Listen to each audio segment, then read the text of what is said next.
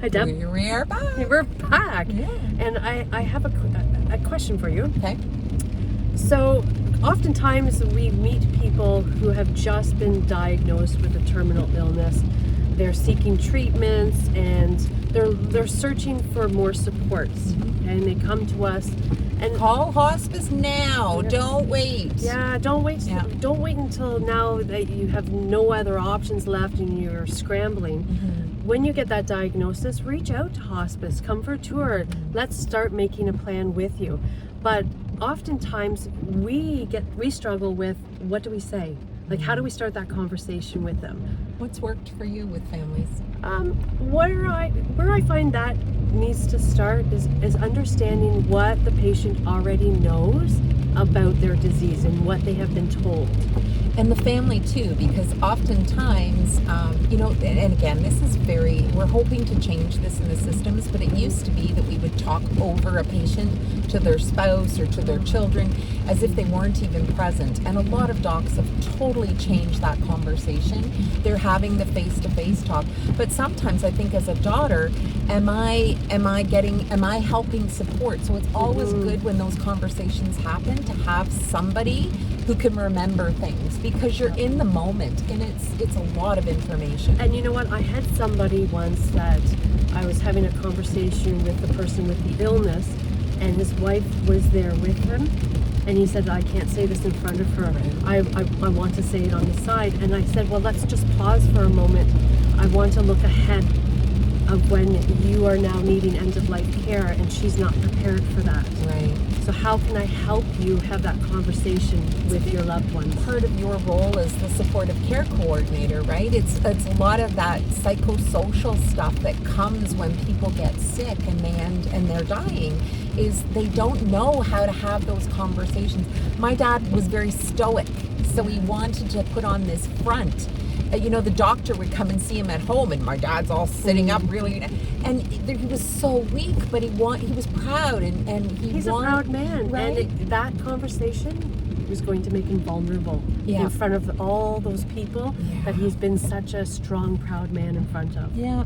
And those are tough. So what else do you do as a supportive care coordinator and as a hospice nurse to help families and patients? Well, it goes back to also guiding them and making that plan. Like, let's make some plans throughout the process.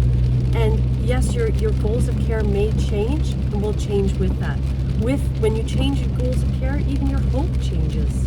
Yeah, we often talk about hope changing. And you know what? Okay, a little pet peeve is when we hear people say, oh, don't give up hope, or don't give up the fight. You're not. Your body's declining. It's not functioning anymore. You are changing with your body, with your illness that you don't have control over. It's got nothing to do with you being weak or that you gave up. It's got to do with the being human and the fact that our bodies wear out and get sick, and we have to and deal being with very that. in tune with your body and honoring your body. Absolutely. No one knows yourself better than you do, and so other things that we can kind of help guide through when people are looking at their disease process and what's happening. Come to hospice earlier, because oftentimes we can help navigate, right? Even if people are getting active treatment, we can still help a little bit with the right questions to ask or who to ask. Making sure you have your plan in place, making sure that there's a will, making sure you have your power of attorney set up. Right. There's so many aspects of making that plan. It involves advanced care planning. And also looking at who you are as a person, getting to know each other and building a trusting relationship. And when your body and your disease process, when things change, you're prepared and ready for it, as opposed to it being such a shock. Then it becomes a chore. Right. And then there's so many emotions involved. It's stressful. There's lots of anxiety. Am I making the right decisions now?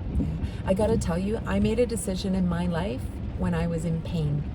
And it's a decision now that I don't think I would have made. But in that moment, I was afraid. I was in a lot of pain. And I look back now and think, what was I thinking? So, and I often have heard people say a lot of their plan they make earlier comforts them when they're fearful, when they're anxious, when they're stressed. Knowing that they've got that is a secure piece of knowledge. Nailed it. Yeah, I think so, right? Advanced care plan. Do it. Make a plan. April 16, 2024 is Advanced Care Planning Day. Go on to advancedcareplanning.ca, but don't forget to subscribe to social media, Driving Dialogues with Deb and Tam, and give us a call at Hospice Huronia at 705-549-1034. Let's have a chat.